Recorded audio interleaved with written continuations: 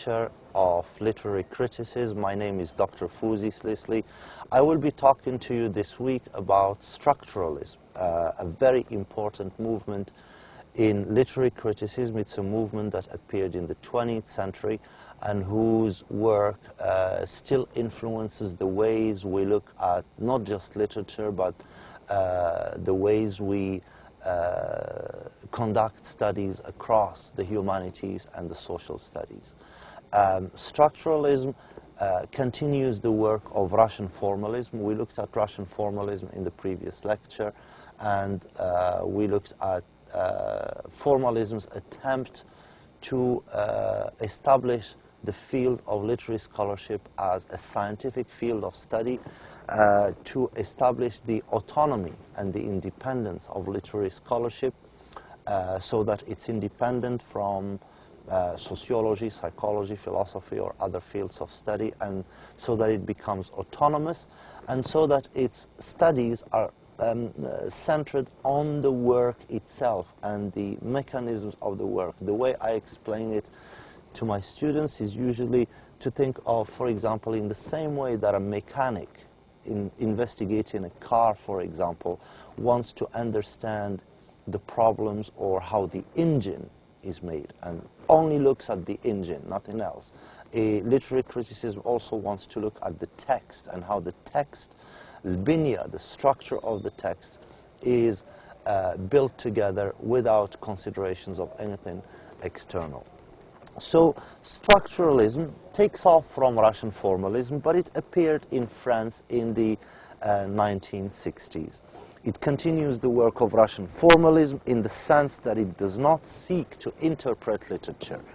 It seeks rather to investigate its structures. That's a very important point. It doesn't seek to interpret literature. It seeks to investigate the structures of literature. The most common names associated with structuralism are Roland Barthes, Tsvetan Todorov, Gérard Genette, and A.J. Greimas. These are the most famous. There are many others, but of course these are the most prominent and the most famous. The following lecture looks at one of the most influential contributions of structuralism to the study of literature. And this is Gérard Genette's famous book, Discours du récit, published in Paris in 1972 and translated into English as The Narrative Discourse. The Narrative Discourse, one of the most famous contributions of structuralism to literary scholarship in the 20th century. No other book has been so systematic and so thorough in analyzing the structures of literary discourse and of narratology. In fact, the science we call today narratology, which investigates the modalities of narratives and narration, we call it today narratology, owes a great deal to Gérard Genette and to this very book, The Narrative Discourse. In the Narrative Discourse, Genette analyzes three main aspects of the narrative discourse. The lecture is basically going to give you the main points of the book. You can consult it yourself if you want. I will give you, you can find the references. In the references you can find the details, the title and house of publications and all of that. But in the lecture I will provide you with the main ideas of the book. Basically, Genette analyzes three main aspects of the narrative discourse. He analyzes the question of time in the narrative, and he looks at order, duration, and frequency. The second aspect of narrative that he considers is the question of mood. Mood. In traditional literary criticism, there is the question of mood, and in mood, scholarship, traditional criticism usually looks at the question of mimesis versus diegesis. Is the narrative proceeding by imitation, or is it proceeding by narration? And imitation is usually defined as, or is usually used when there is a dramatic discourse being used, direct speech and so on, and narration is usually used. So under mood, Genet looks at the question of mimesis and diegesis, which he puts under the category of distance, and then looks at the category of perspective, or the question who sees. We will go into the details of all of this. The third aspect of the narrative discourse that Gérard Genet looks at is the levels of narrations, or the question of who speaks and how do they speak, and what are the level of speech and narration that exist in narrative in general. So let's start with narrative order and the question of time. Genet makes the point that Russian formalists had already hinted at and established, is that there are two forms of time in the narrative. Any narrative, any storytelling has two times, two forms of times. There is the time of the story.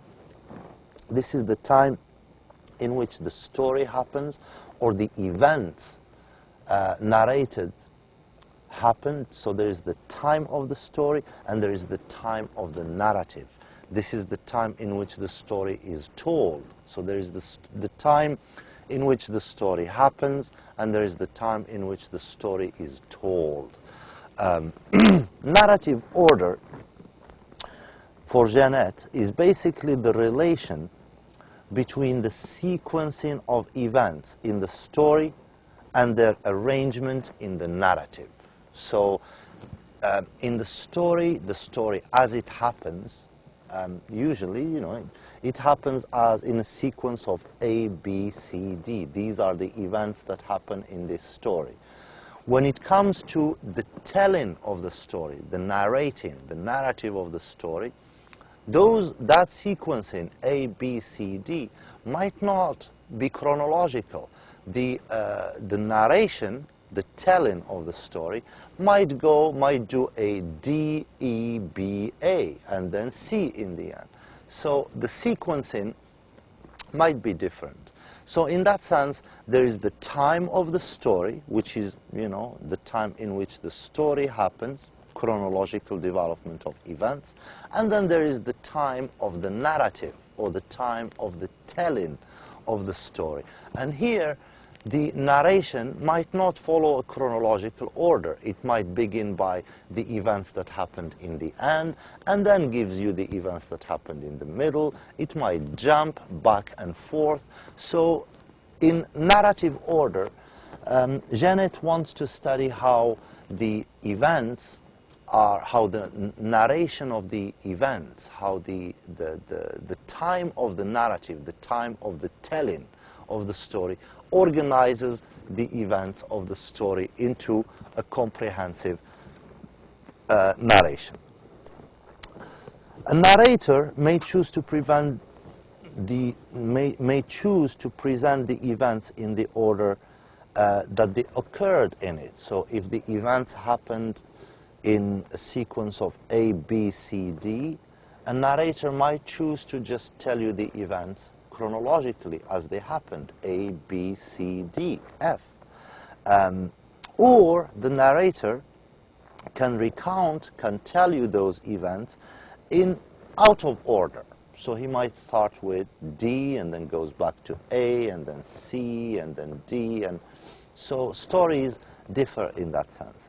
A detective story, if you want to think of an example, detective stories or murder stories, murder mysteries, usually begin with a murder. They begin with the murder. And then that murder has to be solved. And to solve it, the investigation leads us to a reconstruction of the events preceding the murder. So the story takes us to the events before the murder. So these modalities and changes are basically what Gérard Genet studies under the category of narrative order.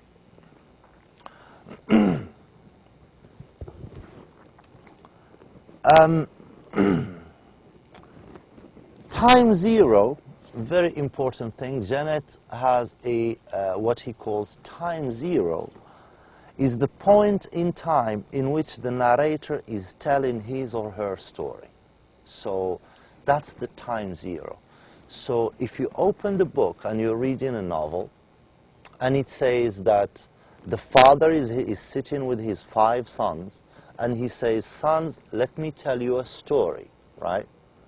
So the point of time in which the father is sitting with his 5 sons may be 1955, right? So almost 70 years ago, right? That's the time zero of the story. And then the father goes to tell his 5 children a story that happened 30 years before that, say in 1920, right? The time zero of the narrative is the moment in which the father is sitting with his 5 children, telling them a story. That's the time zero. And then the narrative will go back to 1920 to tell these 5 children this and this and this and this happened. Maybe the narrative will jump forward to 1940 or 1950. Maybe even the narrative will jump to 1955 or 1960, right? But essentially, the time zero is it's like the present, the moment that you can call the present of the narrative, the moment in which a narrator is telling the readers or the listeners, here is the story, right? That's the present of the narrative. That present of the narrative is what Gérard Genette calls time zero. Time zero is the time of the narration. It's the time of the narration. It's not the time of the story. It might not be the time of the story. It's the time of the narration. It's the time in which the telling of the story is taking place. The story usually happens before it's being told. Very rarely you find a story that's being told as it happens. There are some films, sometimes, especially in films with camera provides the technology, you see the story as it happens, and the film is telling you the story as it happens. Some fiction, some literature also uses that, but it's not the only type of storytelling. Most of the stories are told after they happen. So the time zero is the time of the telling. It's not the time in which the story happens. And even if the story pretends that it's telling you the story as it happens, it's only a pretense. It's not true. No one can tell you a story as it happened. It's impossible. There is an illusion involved in that. Usually the story happens and then the telling of that story takes place. Even in film, when you put on the TV and there is a film and you see the story in the film happening, it's being told to you as it happens in front of your eyes. But that's also an illusion. That story has happened a long time ago. They are just manipulating the technique to give you the illusion that it is happening in front of your eyes. You are hearing and learning about it as it happens. That is an illusion. So keep in mind the time zero is the time of the narrative. It's not the time of the story. So basically, in investigating order, what he calls order, meaning the order of the time in the narrative, how the narrative organizes the time, the sequencing of the events. There is irregularities. If the story is simply chronological, that's simple. There is no problem in that. So the time of the story tries to match the time of the narrative tries to match the time of the story, right? The story happens A, B, C, D. The narrative tries to reproduce that chronological order A, B, C, D. But most serious literature plays with the time. It creates suspense, it creates expectations, it creates false flags, it creates all sorts of interesting atmospheres, and allows the writer and the narrator to use the medium of storytelling or the medium of writing more fully. So it becomes interesting when there is irregularities in the time. Those irregularities, Gérard Genette calls them anachronies. Anachronies. And anachronies happen whenever a narrative stops the chronological order in order to bring events or information from the past of the time zero or from the future of the time zero. So if we go back to our example, the father with his 5 children in 1950 telling them a story, anachronies would be, and he's telling them a story about that happened in 1930. They are sitting in 1950, he is telling them a story that happened in 1930. So he's narrating the story. Anytime the chronological order stops and the father goes to the past, for example, 1927, 3 years before, right, to bring either an incident or a piece of information, or anytime he jumps to the future, for example, he goes to 1937, right, 7 years in the future to bring some piece of information, or, you know, anytime that movement happens towards the past or towards the future, those irregularities in time are called anachronies. And Genette says there is 2 types of anachronies. There is an anachrony towards the past, and there is an anachrony towards the future. The anachronies that bring information from the past are called analepses. Analepses. They are the anachronies that bring incidents or informations from the future are called prolepses. Prolepses. So analepses towards the past, prolepses when information is brought from the future, brought back to the time of the narration, to the time zero. To give you an example, it might be just a simple sentence in a text, in a novel or a play or a poem. For example, I'm just giving you a fictitious example. I woke up in good mood this morning. In my mind were memories of my childhood when I was running in the fields with my friends after school, right? I woke up in a good mood this morning, right? So what's the time zero here? Is it now it's 3 o'clock or 2 o'clock? No, the time zero of this narrative is this morning, when I woke up in a good mood. I woke up in a good mood this morning. That's the time zero. When I woke up in a good mood this morning, in my mind were memories of my childhood, right? Here is an analepsis, right? It's an anachrony, because it doesn't go from like waking up at 8 in the morning, it doesn't tell you what happens at 8:30, it takes you to my childhood, right? 30, 40 years ago, to the past, to bring a piece of information. So this irregularity is called an anachrony, anachrony. And because it is an irregularity that moves to the past to get information from the past, we call it an analepsis, an analepsis. An example of a prolepsis, you know, that seeks information from the future, again, this is a completely fictitious problem. How will my travel to Europe affect me? My relationship with my family and friends will never be the same again. This is what will make me later difficult to live with, right? This is a simple example. How will my travel to Europe affect me, right? So here I am telling a story about my travel to Europe. And before I begin the story of what happens to me in Europe, I say, well, how will these travels affect me in the future?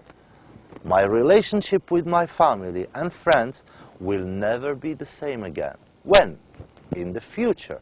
After I go to Europe and travel, that travel will affect my relationship with my family. This is what will make me later in the future difficult to live with. So this is an irregularity again in the chronology of the story, right? Because the story isn't progressing chronologically, it is jumping ahead to the future. It's an irregularity, so in that sense it's an anachrony, and because it's an irregularity that gets information from the future, we call it a prolepsis. Very simple, really.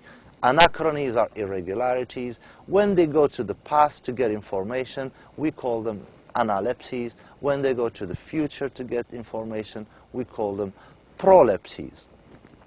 There is a second level to this. When the anachrony, for example, I get up in the morning and in my mind were memories of my childhood, right? So here I am. It's 3 o'clock in the afternoon. I'm telling you a story that begins in the morning, at 8 in the morning. I get up in the morning, that's the time zero, right? And in my mind were memories of my childhood.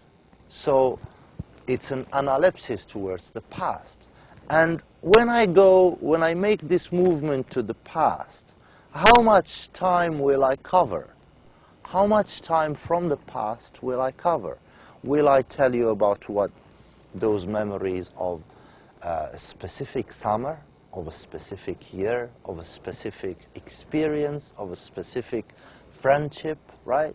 How much time from the past will I cover? Basically, what I'm trying to get at is that when the time irregularity makes a movement towards the past or a movement towards the future, the jump is called the reach. And the amount of time that it covers is called the extent. So you can say this is an analepsis that has a reach of 20 years and it has an extent of 2 months because it covers 2 months. It has a reach of 20 years because it goes back 20 years back in the past and it covers 2 months of time. This is what happens in those 2 months I was on holiday, right? 20 years ago. So that's the reach. What it covers is the extent. Jeannette explains it in the narrative discourse. He says that an anachrony can reach into the past or the future, either more or less far from the present moment, meaning the present moment of the narration, that is, from the moment in the story when the narrative was interrupted to make room for the anachrony, either towards the past or the present. This temporal distance we will name the anachrony's reach, right? It goes back 30 years. How long is the reach? It's 30 years.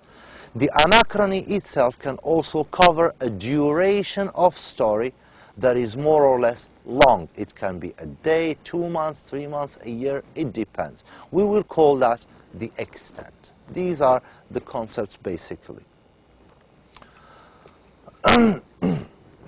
What's the function of anachronies? Well, anachronies serve a few functions in a narrative. Analepses, for example, often take on an explanatory role. They explain something by giving you information from the past. They are fillers. They fill a gap in knowledge that we don't have. Oh, by the way, this is what happened 15 years ago. And it fills a gap in the narrative. Prolepsis, moves towards the future, can arouse the reader's curiosity by partially revealing facts that will surface later, right? Like a hint, right? So it creates suspense or arouse curiosity.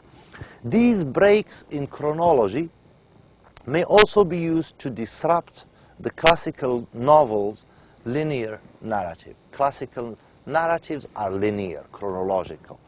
Modern narrative tries to break that linearity, that chronology. So these anachronies serve to break that linearity. So more or less, this is the important thing in order, as far as order of the narrative, time and order in the narrative. The other important aspect that Genet deals with is the narrative mood. Traditionally, people understand with mood the question of mimesis and diegesis, the question of showing and telling. If the narrative proceeds by mimesis, by imitation, we say that the narrative is showing the events. If the narrative is proceeding by narration, by narrative, we would say that the narrative is telling the story. Since the function of narrative, and this is something very important contribution that Genet makes, and a question that's still misunderstood today. Since the function of narrative, he says, is not to give an order. When you read the book is not there to give you an order. When you read a novel, when you read the function of a novel is not to give you an order. It's not to express a wish, right? It's not there to state a condition, right? But simply to tell a story, and therefore to report facts, whether they're real or fictitious. Then the indicative is the only mood. The only mood in literature that's possible is the indicative. It cannot have an imperative. Literature or a novel cannot be written in the imperative. I mean, probably some, modern literature tries that, but it's an illusion. There is an illusion there. The only mood possible in literature is the indicative, because it's telling you a story. In that sense, because of this, Genet says all narrative is necessarily a diegesis. It's a form of telling. Narrative tells. It doesn't show. It just tells. It can only achieve an illusion of mimesis, an illusion of showing, right? By making the story real, alive, or vivid, right? No narrative can show or imitate the story it tells. All it can do is tell it in a manner that can try to be detailed, precise, alive, and in that way give more or less the illusion of mimesis, the illusion of showing, the illusion of imitation. Narration, oral or written, is a fact of language. Narration is something that has to do with language. And language signifies but does not imitate. Language signifies only. It does not imitate. Here Genet is really solving what in Western culture has been a 2,000-year mystery. Because for 2,000 years, Western literature assumes that literature imitates reality, imitates the classics, imitates the Greeks, imitates the Romans, imitates nature, imitates ideals. All sorts of imitation is everywhere across Western culture. What Genet is telling us is that imitation is impossible, because language signifies, but it doesn't imitate. All it can do is tell a story vividly, precisely, make it alive, and give you thereby a more or less close insight into the events. Mimesis for Genet is a form of diegesis. Mimesis is a form of diegesis. Showing is only a form of telling, right? It's only one form of telling. Showing is only a form of telling. it is more accurate to study the relationship of the narrative to the information it presents under the headings of distance and perspective. If we want to be more accurate and more precise, Genet says, we should study the relationship, the closeness of the narrative to the event. How close is the narrative of the event? And here he says there is two headings. There is a question of distance and there is a question of perspective. So this is how Genet in a way tells us that the question of mimesis diegesis is a false question. If we want to study the narrative mood, we shouldn't look into the question of mimesis and diegesis. We should look into the question of distance and perspective. Well, what does distance and what does perspective mean? Narrative distance. Since the only imitation possible in literature, is the imitation of words. The only thing language can imitate are other words. That's it. Words cannot imitate events. They can signify them. They can represent them. They can capture them, right? But they cannot imitate events. The only thing that language can imitate is language. Words can only imitate words. The only imitation, mimesis, possible in literature is the imitation of words, where the exact words uttered can be repeated, reproduced, imitated. Otherwise, all narratives are narratives of events. All narratives are usually narrative of events. Sometimes it's a narrative of words, and then if they are word for words, it will be like a complete imitation of the words that were spoken originally.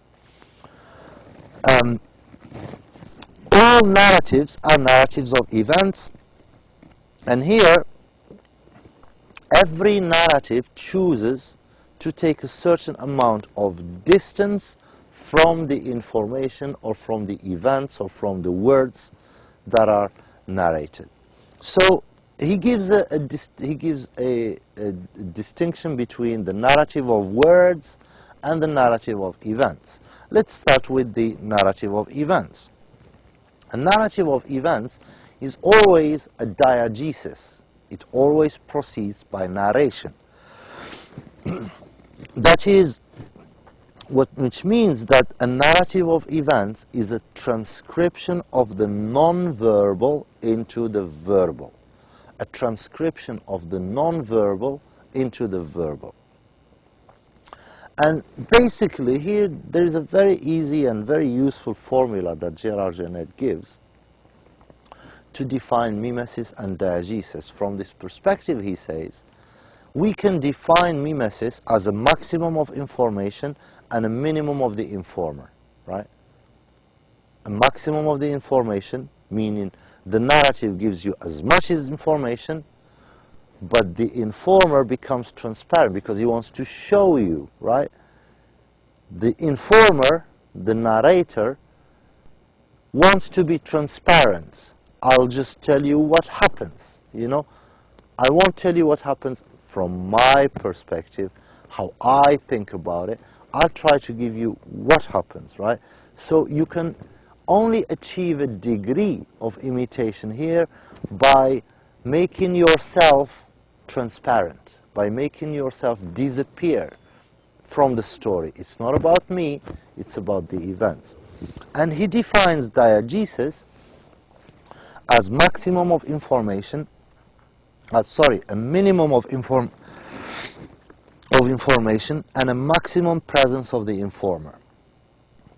Meaning that a narration has a lot of informer because this is the story I will tell you. So it's my perspective, my recollection, my memories, my feelings, right?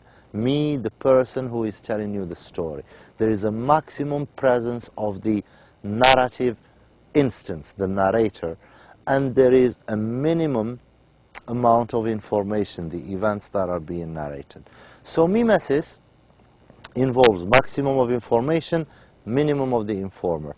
And diegesis involves a minimum of information and a maximum presence of the informer. As far as the narrative of words is concerned,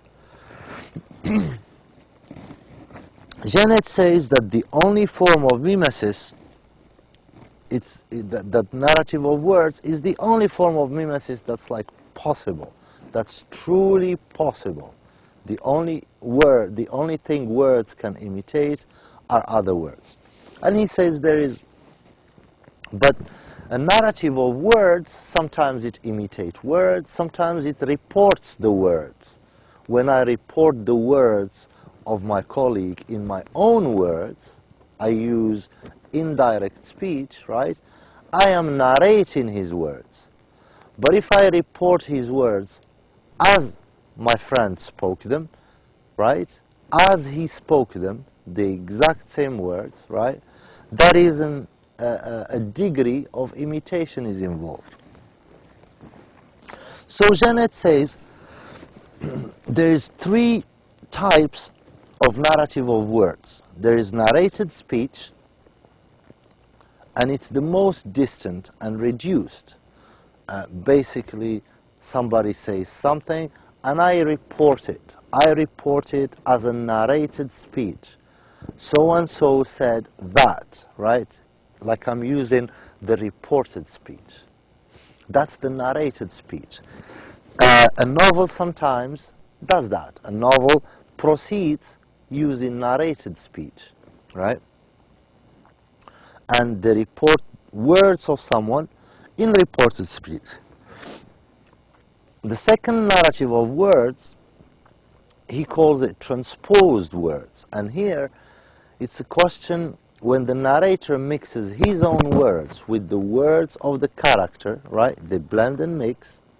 That's transposed words. For example, I told my mother that I absolutely had to marry Albertine, right? I told my mother that I absolutely had to marry Albertine. Is that what I exactly said? No. Probably what I said was, 20 minutes conversation.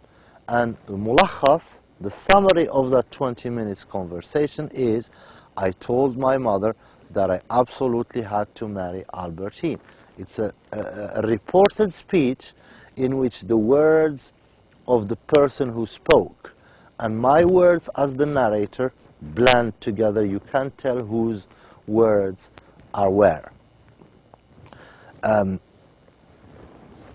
The third is the reproduced speech. And here, this is the most mimetic form because the words are reported exactly as they were spoken, right? And direct speech is used. It's not narrated or reported speech, it's the direct speech is reported. So there is three levels of the narrative of words. There is the narrative of words using direct speech. There is the narrative of words using reported speech. He said that, blah, blah, blah. There is the narrative of words using transposed speech, in which the reported words and the words of the narrator blend together. That's as far as distance is concerned. So you can ask, what's the distance of the narrator from what's being narrated? Is the narrator narrating events or words? Is the narrator narrating events, right, with the maximum of information and a minimum of informer, trying to create the illusion of mimesis? Or is the narrator reporting the events with a minimum of information and a maximum of informer? And thereby producing by diegesis. Narrative of words has three types. The narrated speech, the transposed speech, and the reproduced speech. After distance, there is the question of perspective, and it's the second mode of regulating information. Traditional criticism, says Jeanette, confuses two different issues under the question of point of view. In the past, traditional criticism used the category of point of view. When you study literature, you study character, setting, and point of view. Well, under point of view, Genet says, we confuse two things. We confuse the question who sees and the question who speaks. The question who sees the information, through whose eyes is the information coming to us, who witnesses it, who is doing the seeing, right? This, Gerard Genet says, is a question of focalization. He calls it focalization. The question of who speaks is a question of voice. It's the question of who is speaking, who is narrating the events to us. So let's start first with focalization, the question who sees. Genet argues that a distinction should be made between narrative voice, the question who speaks, and narrative perspective, the question who sees. The one who perceives and sees the event is not necessarily the person or the character who tells the story of those events. And vice versa, the person who tells the story is not necessarily the person who saw and witnessed and perceived the events. There are three kinds of focalization. The question who sees in terms of perception, seeing and witnessing. There are three kinds of focalization according to Gerard Genet. First, there is zero focalization. Here,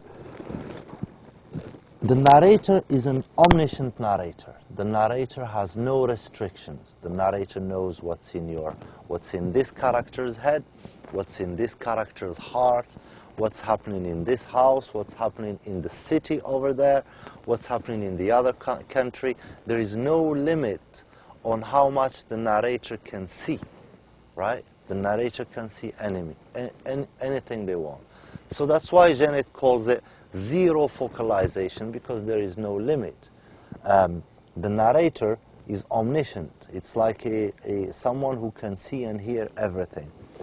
The second type of focalization is called internal focalization. And here, the narrator knows only as much as the character knows, right? So if I tell you the story of John, and John, it's the story of what happens to John, and me as the narrator, I only tell you the things that John sees, feels, and hears. That's it, nothing else. I can't tell you what's in the other city because John isn't there. It's like I have a camera and it's only focused on John, and logically I cannot see anything else. So the narrator knows as much as the focal character. This character filters the information provided to the reader. And the narrator does not and cannot access or report the thoughts of other characters.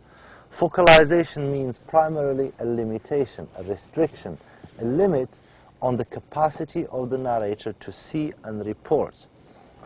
If the narrator wants to be seen as reliable, he or she has to recognize and respect that he or she cannot be everywhere and cannot know everything, right? So more serious narratives accept this fact.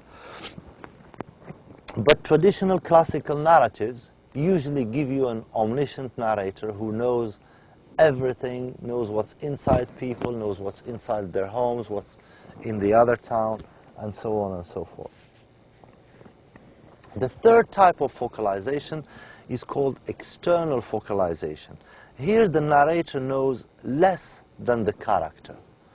He acts a bit like a camera lens. So if, again, we go back to the example of John, if I give you the example of John, me, the narrator, can only see the outside of John. I cannot know what John is thinking.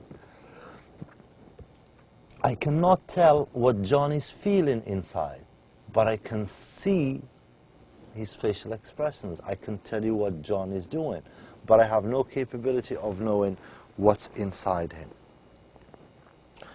The third and last aspect of narrative that Janet investigates are the levels of narration, or the question, who speaks? Who is speaking in the story? Sometimes you find there is two levels of narration. Basically, Janet systematizes the varieties of narrators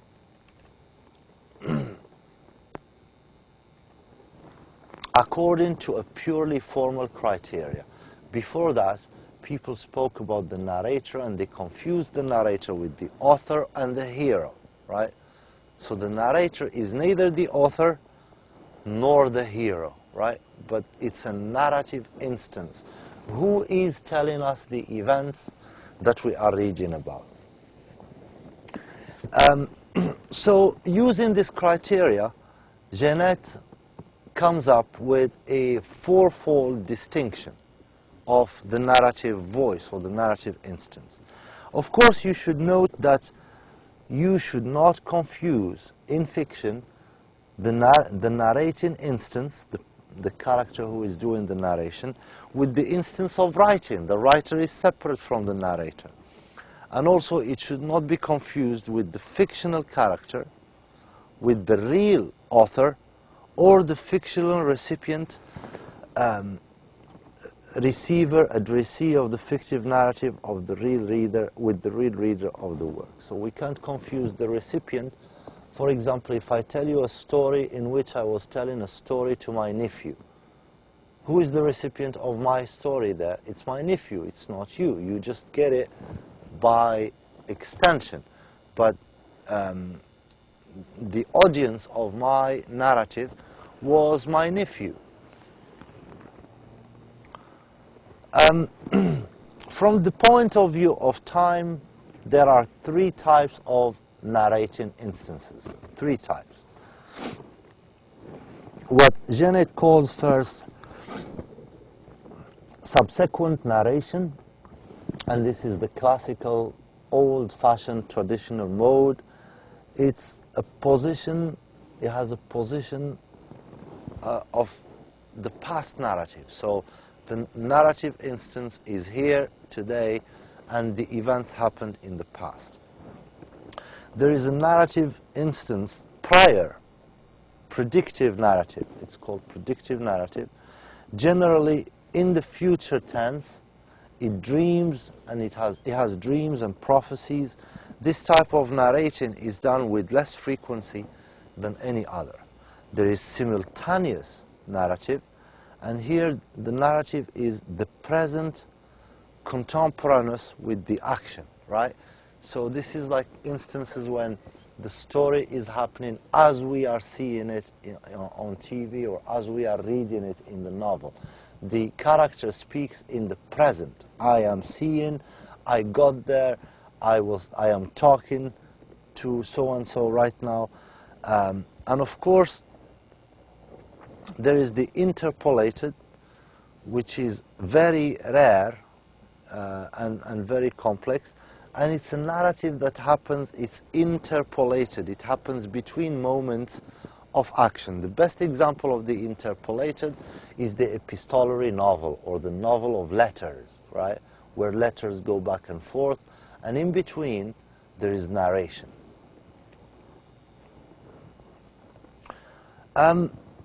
Janet also divides four types or four levels of narration. There is the homodiegetic narrator, and this is a story in which the narrator is present in the story he narrates.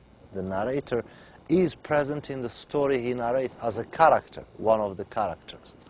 There is a heterodiegetic narrator. You find the story in which the narrator is absent from the story. The narrator, his function is just to tell us the story, but he is not a character in the story itself. It's called heterodiegetic narrator. There is the extradiegetic narrative.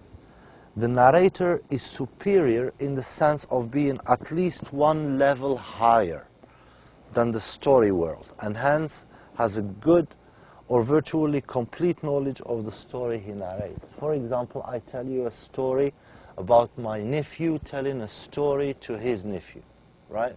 So my position, there is the story that my nephew is telling to his nephew, right?